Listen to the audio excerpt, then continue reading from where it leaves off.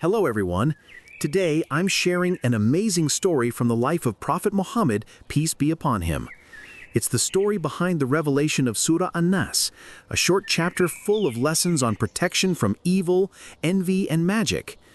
This happened in the city of Medina, where the light of faith shone brightly from the Prophet's mosque. The Jews there were filled with jealousy toward Prophet Muhammad, peace be upon him. They knew he was a true prophet. They saw his miracles and signs, but envy blinded them. In secret, they plotted against him. They said to each other, "Let's harm this man in a way he can't fight back." So they chose Labid bin Al-A'sam, a clever Jewish sorcerer, to carry out their evil plan. The Jews sent a young man to serve the prophet, peace be upon him, pretending to be loyal and faithful. The young man watched the prophet closely, waiting for the right moment. One day, while the prophet was washing and combing his hair with his comb, the young man stole some of his hair strands and a few teeth from the comb. For a second, the young man's heart felt a spark of goodness, and he hesitated, but fear of his people won out. So he handed over the stolen items to Labid. Labid was thrilled with his wicked prize. He twisted the hair and teeth into a bundle with 10 knots, tied with sharp needles.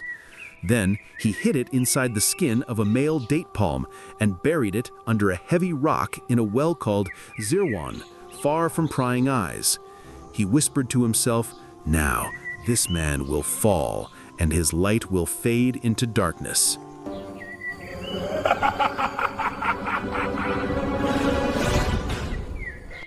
And indeed, a strange illness struck the prophet, peace be upon him, like nothing before. His hair started falling out like autumn leaves, and his body felt a hidden pain, like slow poison creeping in. For 6 full months, he couldn't be close to his wives, even though he loved them dearly. Every time he ate, the food tasted strange, as if the devil was messing with his senses. He would say, "What is this that's hurting me?" But he stayed patient, praising Allah and teaching his companions. The pain lasted for weeks. The prophet endured it with beautiful patience, praying and guiding others, but his weakness grew. Then came a blessed night when Allah sent him a dream that uncovered the truth. In the dream, 2 angels came down to him, one at his head, the other at his feet. The first angel asked, "What's wrong with this man? What's his problem?" The second replied, "He has been bewitched with magic." Then the angel described everything exactly.